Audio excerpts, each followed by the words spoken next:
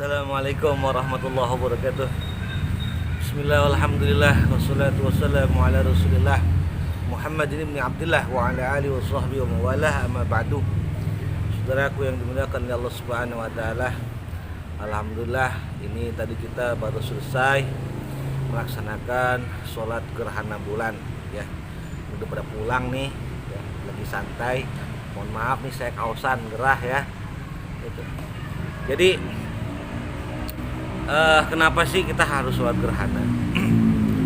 Di sholat gerhana itu salah satu ya, yang pertama lah, salah satu anjuran daripada baginda Rasul Muhammad SAW ya. Karena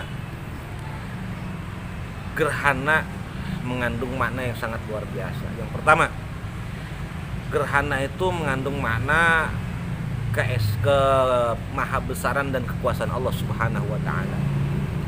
Bagaimana tidak, Allah Subhanahu wa taala mengatur bumi, matahari, planet, bulan, bintang, galaksi seluruhnya diatur sama Allah Subhanahu wa taala. Itu beredar menurut garis edarnya masing-masing ya. Itu kagak ada yang tabrakan ya.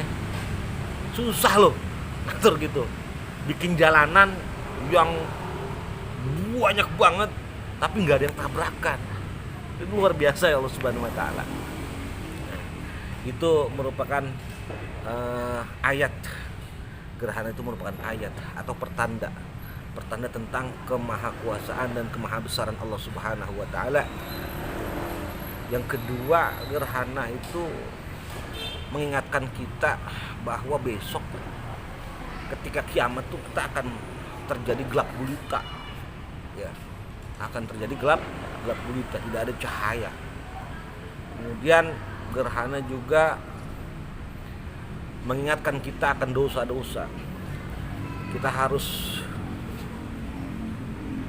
takut akan azab-azab yang Allah berikan jikalau kita senantiasa bermaksiat dan menuntut dosa kepada Allah Subhanahu wa taala tanpa mohonkan ampun kepada Allah Subhanahu wa taala.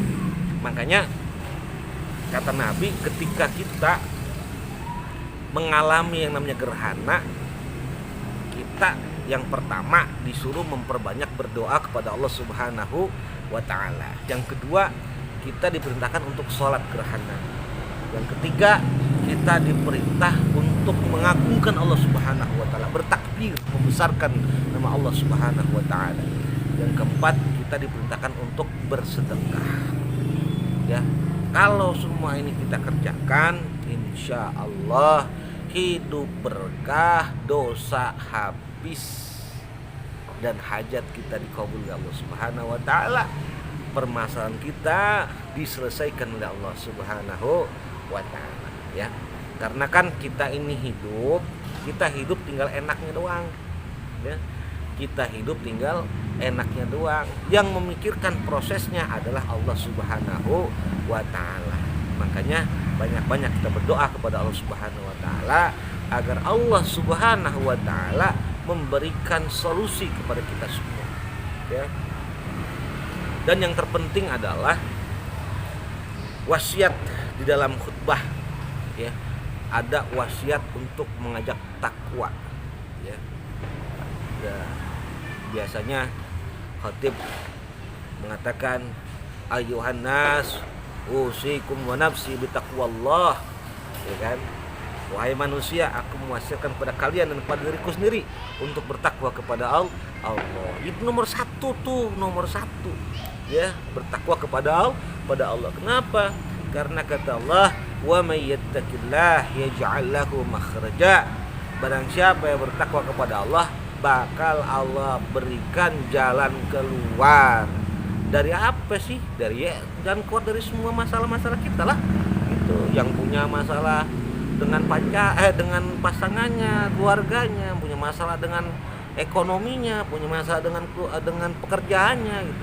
Kalau bertakwa kepada Allah pasti berikan jalan keluar untuk menyelesaikan masalah itu.